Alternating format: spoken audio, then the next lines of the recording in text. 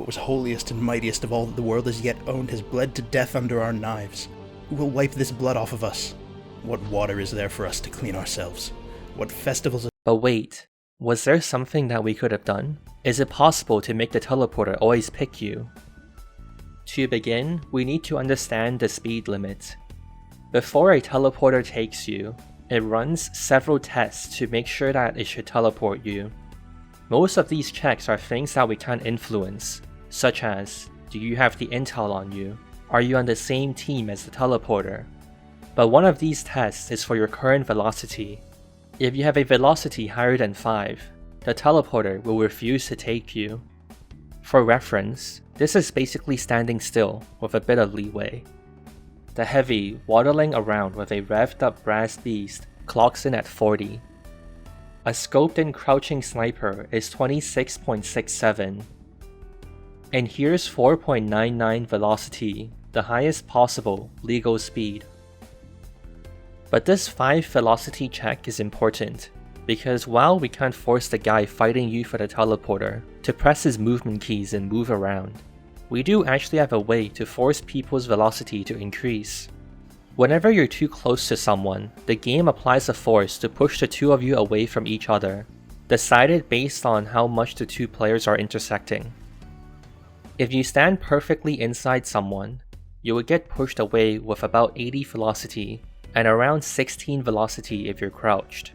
But more importantly, for both standing or crouching, the minimum force applied is around 6.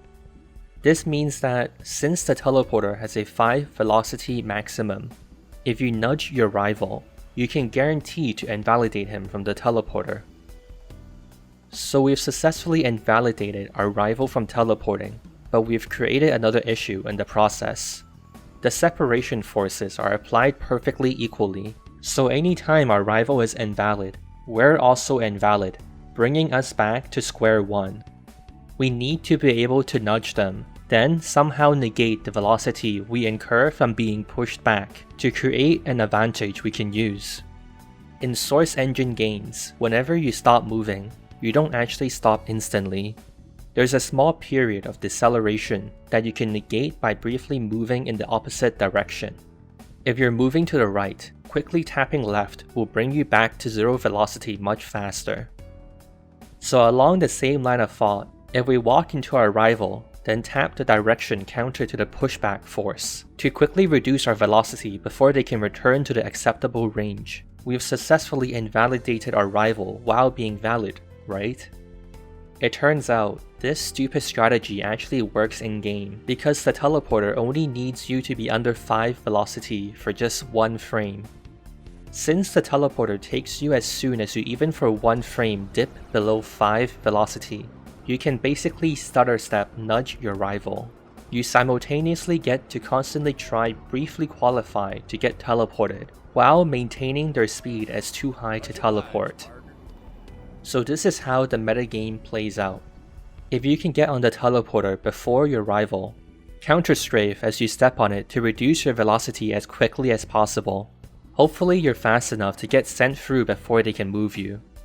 If you're slightly slower than your rival, then crouch and start nudging them, while counter-strafing against the pushback force. Since you need a decent amount of velocity to counter-strafe against, it seems to work best if you're close enough to start seeing inside their model. And for teleporters that are still recharging, there is a bit of extra complexity. Whenever a player touches a teleporter entrance that's recharging, a reservation system is used. Whoever steps on the teleporter first is given a reservation, and any subsequent player that steps on it afterwards is ignored. The reservation lasts forever and starts as soon as contact is made, but the reservations can also be revoked if any of the following conditions are met. Condition 1. The current reservation holder has broken contact with the teleporter for more than 2 seconds at a time. This means that if you rapidly step on and off the teleporter, your reservation stays valid.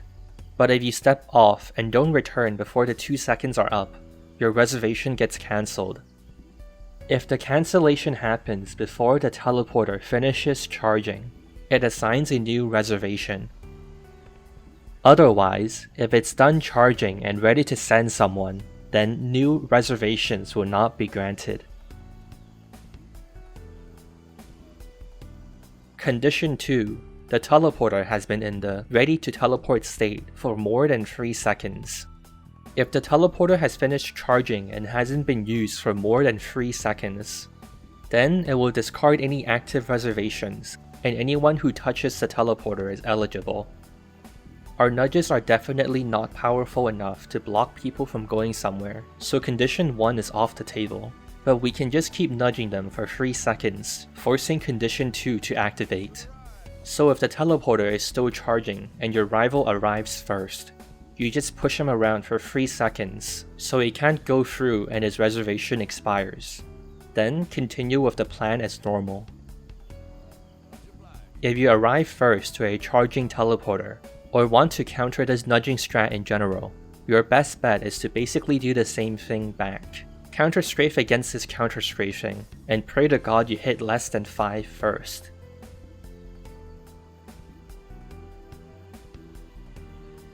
Alternatively, you can also taunt, so you can't be pushed, but it can be risky if you do a normal taunt and there's enemies close to the tele exit. I guess this means TF2 is pay to win, since taunts like the Kazotsky kick would get around this. Some fun facts. If both players are equal, it will pick whoever joined earliest. For example, if 2 players step on the teleporter at the exact same time, the first one to join is sent through. Or if 3 players are waiting on the teleporter and 1 person is sent through, of the remaining players, the one with the earliest join time is given the reservation. There is also no mechanism in place to cancel a teleport in progress. If you launch yourself with 8 stickies, or even teleport to a completely different part of the map, you will still get teleported to the exit. But no, you can't grab the intel doing this.